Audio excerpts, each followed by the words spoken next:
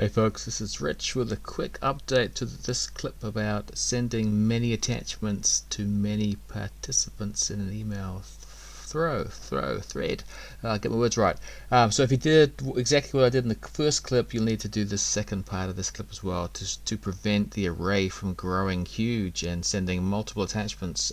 Every time it sends the email, the array will get bigger and bigger. So we need to clear the array after each send email action. So to do that, two steps, real easy. Add an action. We're going to initialize another variable, so just init. Call this one var blank.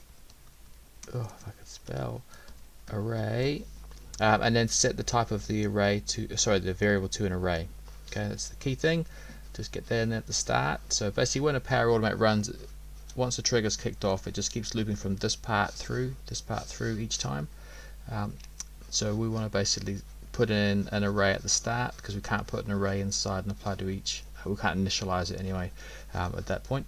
And so then at the end of the each sort of individual action that happens inside the second apply to each step, after send an email, we're going to reset that variable. Okay, so to do that, rather than append to array, we're going to select set variable.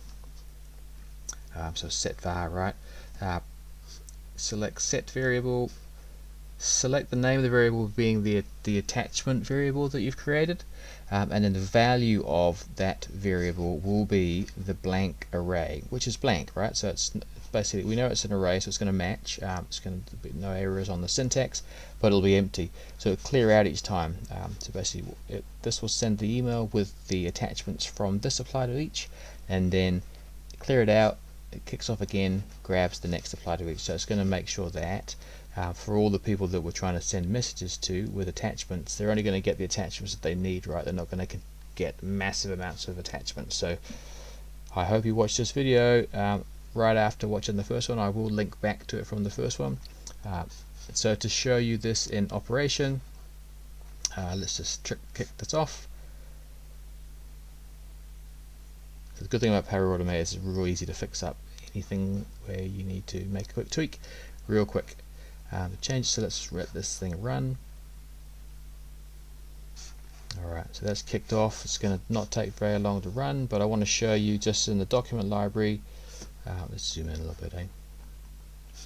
Okay, so we've got the email I'm going to open is this last one. Only one email coming through. The rest, so it should be at the end of the array. So if we did it with the previous version, we have all these attachments plus that. Alright, so let's have a look. That's run. That's awesome. And let us open up Outlook. There's the message. Here be attachments, and there's just Wellington in there rather than the 6 other files that were supposed to be in there.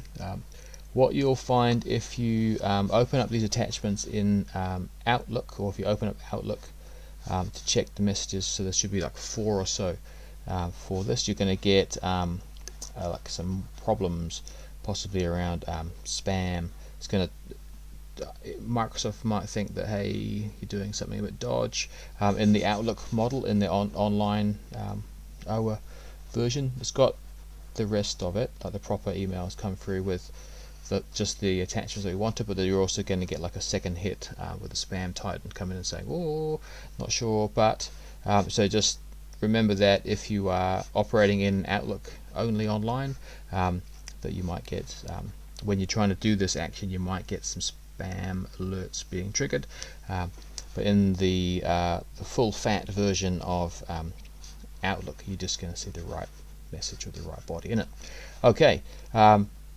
I hope that helps clear up any confusion on that particular workflow, and you can see it's super easy to fix, and we all make errors, and it's good to test your work before you put it onto YouTube. Alright, thanks everybody.